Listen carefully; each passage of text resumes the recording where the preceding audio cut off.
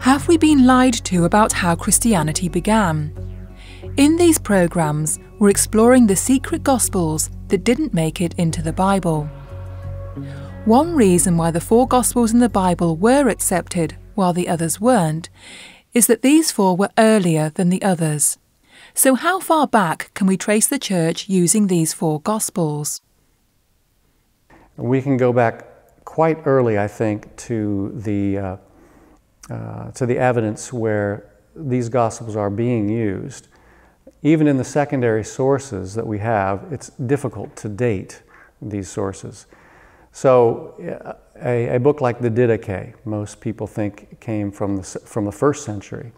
And it already is using material that looks very much like it's Matthew's Gospel from the 1st century. There's even a place where he attributes something to the Gospel, and he quotes something that is almost verbatim from Matthew's Gospel.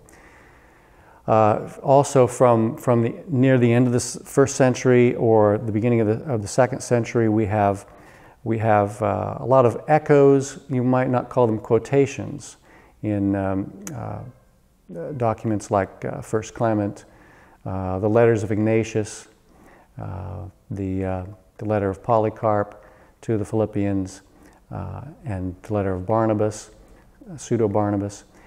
From then on, from right around the beginning years of the 2nd century, you might say that the floodgates start to be open.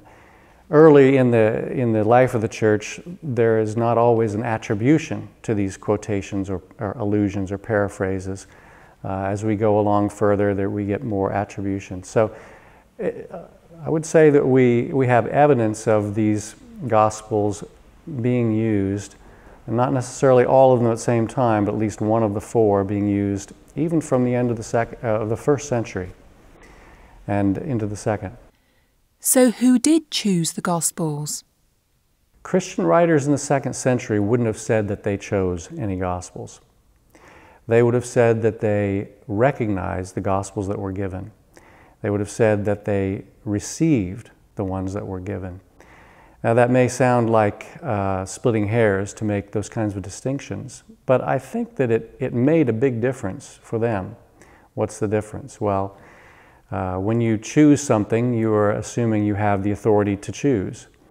I don't think that they thought they had that authority. They thought they had the responsibility to preserve and to receive what had been given to them. That's the language that they use. Irenaeus uses that language, the Muratorian Fragment uses that language, Justin Martyr uses that language, Clement of Alexandria uses that language. It is that kind of more passive sense of receiving, first of all, what God has given, and then what the apostles of Jesus have handed down to us. In the 2nd century, when we see that already 4 Gospels seem to be distinguished and seem to be associated together, in that period, we don't have any evidence of any church councils that deliberated on this kind of thing. We don't have any evidence of, let's say, a flurry of ecclesiastical correspondence where bishops and teachers were battling it out over which Gospels. What we see is simply something emerging, and something emerging in various parts of the empire.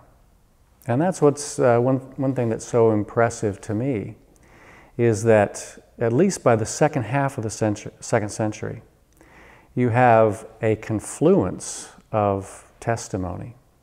You have Irenaeus, who is way out in Gaul, sort of the frontiers of the empire at the time. You have Clement in Alexandria in Egypt. You have Theophilus and Serapion in Antioch in Syria. You have other writers in Asia Minor. And they're all using and talking about these same 4 Gospels.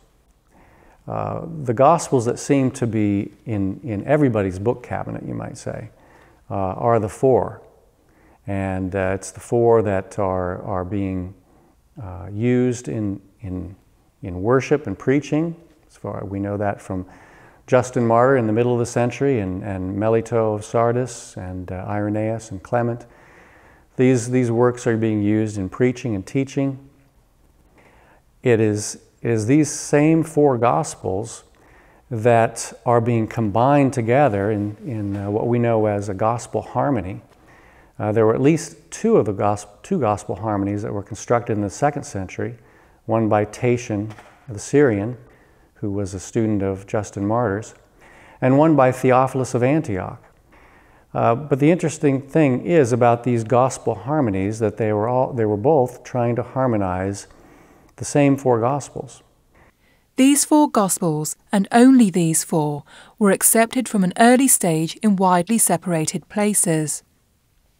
Church leaders were quoting from the four Gospels in the Bible by the end of the 1st century. The Church didn't choose the Gospels. It recognized the earliest reliable testimony about Jesus.